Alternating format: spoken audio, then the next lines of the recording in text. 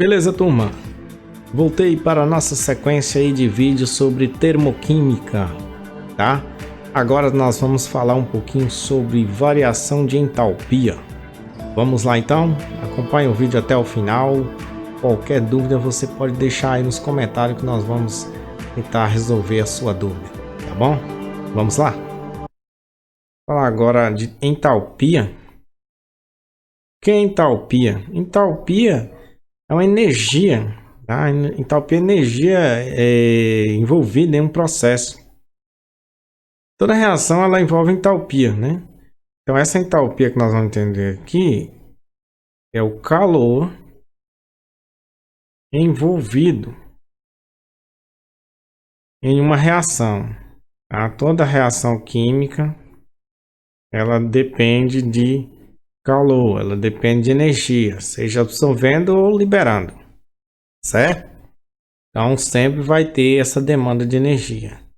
Até mesmo a molécula ela já tem uma entalpia interna. Pela rotação dos átomos, a movimentação dos átomos dentro da molécula já envolve uma entalpia, ok? Na química, basicamente, a gente vai preocupar com a variação dela. O que seria essa variação de entalpia? O nosso ΔH, tá? Ele vai dizer para a gente se o processo é endotérmico ou se o processo é exotérmico, tá? Depende de algumas situações do ΔH para nos levarmos a essas considerações. A variação de entalpia ela vai depender dos estados físicos, tá? Eu posso dizer que a entalpia, quando a situação é de vaporização, é diferente, né? A substância em estado gasoso ela tem maior entalpia do que no estado líquido ou sólido, por exemplo.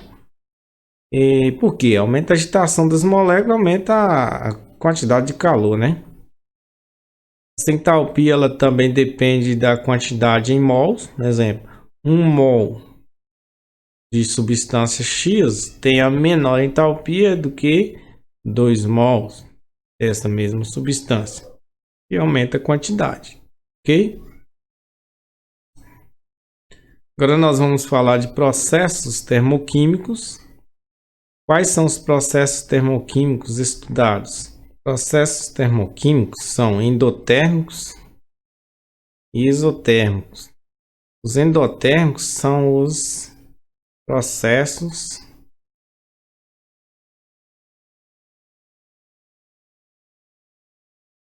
que absorvem calor.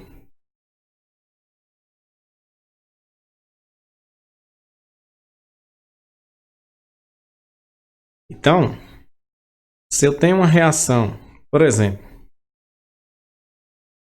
aqui, ó, 2 carbono sólido mais hidrogênio gasoso se transformando em C2H2 gasoso com ΔH igual 53,5 quilocaloria por mol. Observe que esse ΔH é positivo. Sendo ele positivo, a minha reação é endotérmica. Eu poderia também dizer assim: 2 carbono sólido mais hidrogênio gasoso mais o calor no reagente, 53,5 quilocaloria, aqui se transformaria em C2H2 gasoso. Também identifica um processo endotérmico. Ou eu poderia ter uma terceira situação, um gráfico, 2 eixos, né? Que o eixo da entalpia, e aqui o caminho da reação. Aí eu teria entalpia dos reagentes e entalpia produto. Então, começando aqui no reagente, vai até o produto. Ok? Então, observe que a entalpia do produto ela é maior do que a entalpia do reagente. Então, isso identifica também que é um processo endotérmico.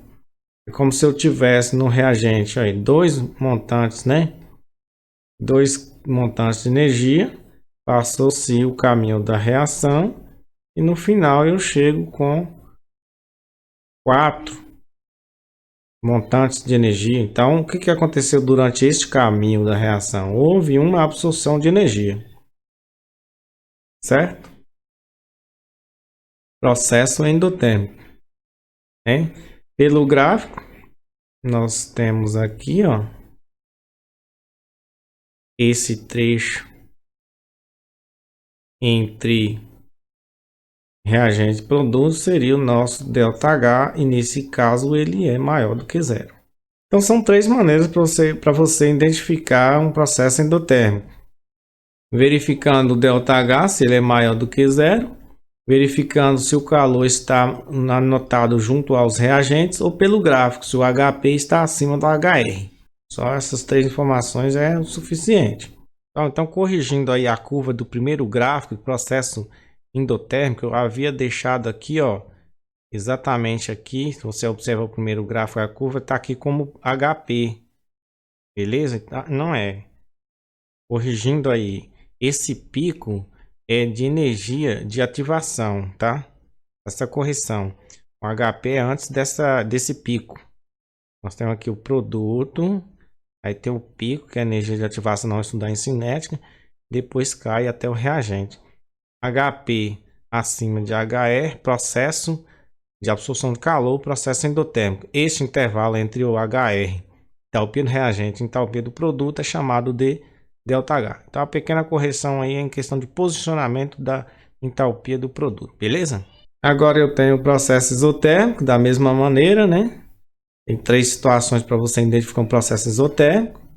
Vamos supor que eu tenho aqui, ó, CH4, que é o gás metano, mais 2O2. Estou montando a equação aqui de combustão, formando CO2 gasoso mais água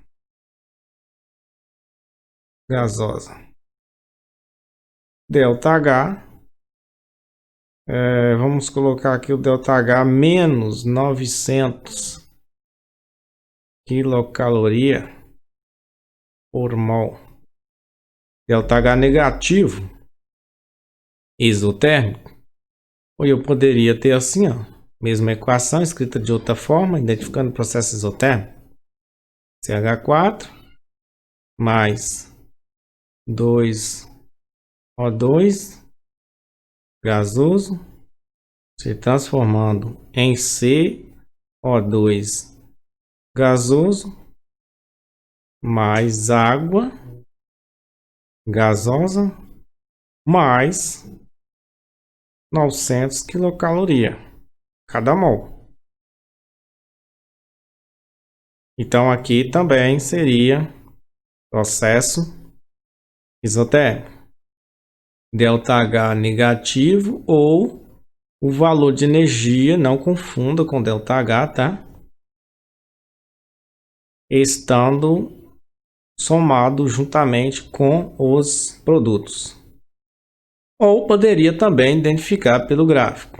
Identificando pelo gráfico que eu tenho o eixo da entalpia, que é o eixo do caminho da reação. Aí eu teria H do produto e a entalpia dos reagentes acima. Então começa aqui no reagente e desce até o produto. Percebe que a energia do reagente ela é a maior do que o produto. Esse intervalo aqui é o que nós chamamos de ΔH. E neste caso ele é menor do que zero. Certo? Também é a situação aí que identifica uma reação exotérmica. O HR é maior do que o HP. Eu tenho 4 montantes de energia no reagente, aconteceu a reação E no final sobrou somente, ou restou somente 2 montantes. O que aconteceu no caminho? Perdemos 2 montantes de energia. Então, a energia do produto ela foi menor do que a energia do reagente. Certinho? Cálculo da variação de entalpia. Você pode calcular por 3 maneiras. Quando você tem a entalpia de formação da substância, quando você tem a entalpia da ligação e quando você tem a somatória das reações, que é a lei de Hess. Basicamente, o que vocês estão sendo cobrados agora, até agora, é cálculo de variação de entalpia pela energia de formação, né? Variação de entalpia na formação de uma substância composta a partir de seus constituintes. Quando o elemento já se encontra em seu estado padrão, a entalpia de formação é zero. O que seria esse estado padrão? É o estado onde a substância ela se encontra principalmente a 1 atm e 25 graus Celsius. Se eu pergunto para vocês qual é o estado padrão do oxigênio? Gasoso. Porque a temperatura de 25 graus Celsius ele está no estado gasoso. O estado padrão dele é gasoso. Envolve a entalpia para essa formação dele no estado padrão? Não, zero. Ele já se encontra nesse estado, nessa temperatura. Qual que é o estado padrão do nitrogênio gasoso? Temperatura ambiente, né? 25 graus Celsius, ele está no estado gasoso. Então, o estado padrão dele gasoso. Tá? Então, nesse caso, a entalpia desses gases no estado padrão, que é a substância, é zero. E se fosse uma solução, qual é o estado padrão de uma solução? Quando ela está na concentração de 1 mol por litro. Então, é o estado padrão dela. Tá? Então, basicamente é isso. A questão aqui, quando você vai calcular o ΔH pela energia de ligação, você precisa saber quanto de energia que envolve uma ligação. Vamos supor que eu tenho aqui, ó, CH4. CH4 é um C ligado em 4 hidrogênios.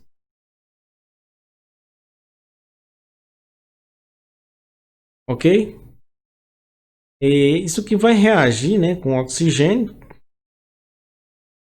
vai formar lá no produto CO2 e água. Então, quando eu vou calcular a variação de entalpia pela energia de ligação, eu vou precisar saber qual que é a energia envolvida em uma ligação de carbono com hidrogênio. Eu vou multiplicar essa energia 4 vezes.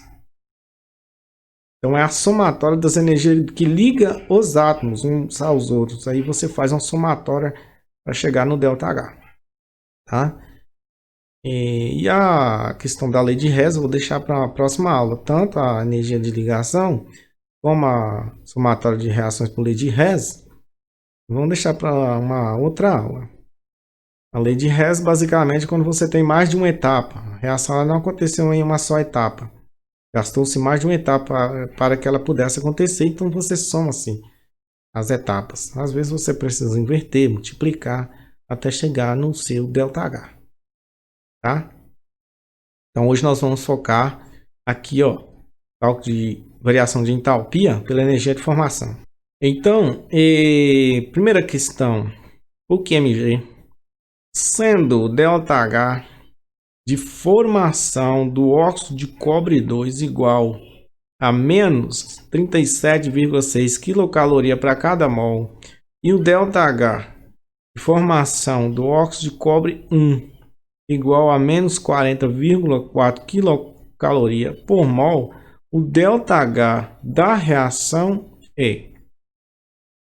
Então aqui nós já temos algumas informações. Nós sabemos que para formar 1 mol de óxido de cobre 2, a energia envolvida foi de menos 37,6 kcal para formar 1 mol. Às vezes você já tem uma tabela com todas as energias de formação de substâncias, ou basicamente todas.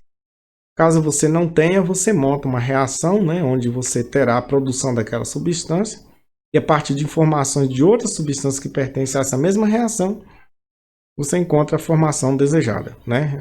O ΔH, ou melhor, você encontra a entalpia de formação né, daquela substância que não tem. E, então, aqui eu já tenho também escrito, né? E para formar 1 mol de cobre 1, a energia é de menos 40,4 quilocaloria por mol. Eu não sei a diferença. Eu não sei se nesse processo aqui, entre cobre 2 e cobre 1, sobrou ou faltou energia, né? Então, basicamente, você vai calcular o ΔH de uma reação para dizer se ela é exotérmica ou endotérmica. Vamos lá. ΔH é igual a H dos produtos menos H dos reagentes. Então, nós temos a reação óxido de cobre sólido mais meio mol de oxigênio gasoso, transformando em óxido de cobre 1. O produto, aqui eu tenho o produto e aqui eu tenho os reagentes. Então, aqui eu tenho oxigênio, a entalpia de formação dele é zero. Tanto é que nem foi mencionado no enunciado do exercício, porque ele é uma substância simples, estado padrão aqui é gasoso, portanto, zero entalpia de formação. Agora nós vamos fazer o seguinte. ΔH é igual H dos produtos vai ser 2 vezes, né? Porque pelo balanceamento da reação tem 2 cobre aqui e 2 cobre do lado de lá. Então, 2 vezes o valor de entalpia do cobre menos 37,6 menos a entalpia do reagente, que é menos 40,4. ΔH é igual 2 vezes menos 37,6 menos 75,2 menos vezes menos mais 40,4. ΔH é igual menos, não maior, mais 40,4, 34,8 quilocaloria. Eita. Agora nessa questão 2, pediu para calcular a variação de entalpia da combustão completa da glicose. Só que não deu equação nenhuma. E aí o que você tem que saber? O que é a equação de combustão? Só te deu as informações aqui, ó, das entalpias de formação da água, do CO2 e da glicose. Mas não te deu equação. Sabemos que a equação de combustão completa ela vai ter, ó, nosso reagente C6H12O6 vai reagir com oxigênio gasoso e nós vamos ter como produto CO2 gasoso mais água, certo? Água gasosa. Então, vamos balancear essa equação. 6 carbonos aqui, eu vou colocar um 6 aqui também. 12 hidrogênios lá, 2 aqui. Então, como multiplicar por 6, 6 vezes 2 dá 12 também. Oxigênios, eu tenho 6 vezes 2, ó, 12, mais 6 vezes 1, 6 com 12, 18. Eu tenho 6 e aqui eu tenho 2. Então, eu vou multiplicar isso aqui por 6. 6 vezes 2, 12. Com 6, 18. Então, a equação está balanceada. Vamos lá. ΔH é igual a entalpia do produto ou dos produtos menos entalpia dos reagentes. ΔH é igual. Quais são os nossos produtos? CO2, 6 mols de CO2 mais 6 mols de água. Então vai ser 6 vezes a entalpia do CO2, que já foi dado aqui, ó, menos 100, mais 6 vezes a entalpia da água, que já foi dado também, que é menos 60. Menos 60. Agora o sinalzinho de negativo, que é esse sinal aqui, ó. Esse sinal, ó. Já coloquei os dois produtos, então. Menos. Quem são nossos reagentes? Este daqui não vai entrar, porque a entalpia dele é igual a zero. Né? Porque se trata de substância simples no estado padrão, gasoso, oxigênio. Tanto é que nem deu o valor de entalpia dele no enunciado, né, galera? Então já é um indício que ele não entra. Então, menos a glicose, que é menos 700. Vou colocar em outra cor aqui para não confundir. Tá? Então, vamos fazer a matemática. ΔH é igual a menos 600 mais vezes menos, menos 6 vezes 6, 36. 6 vezes 60, 360. Agora, menos, em vermelho aqui, menos vezes menos, mais 700. Finalizando, vamos juntar os sinais negativos, vai dar 960 mais 700 que ficou positivo. Então, ΔH é igual a menos. Então, aqui nós vamos ter como resultado final 200. Beleza?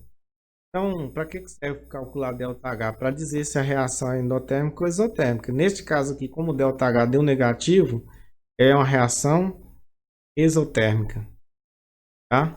Primeiro caso também, né, deu negativo, a reação exotérmica. ΔH negativo. Beleza, galera? Como eu falei para vocês, eu não vou entrar todos os cálculos de ΔH, senão o vídeo fica muito longo, fica cansativo para vocês, né? Pode ser que já até esteja cansativo, né? Devido a muitas informações num vídeo só. Mas assim que vocês sendo cobrados, eu vou postando mais aí sobre como calcular a entalpia por meio da energia de ligação. Demora mais um pouquinho, né? Tem que contar todas as ligações da molécula e também a lei de Hess.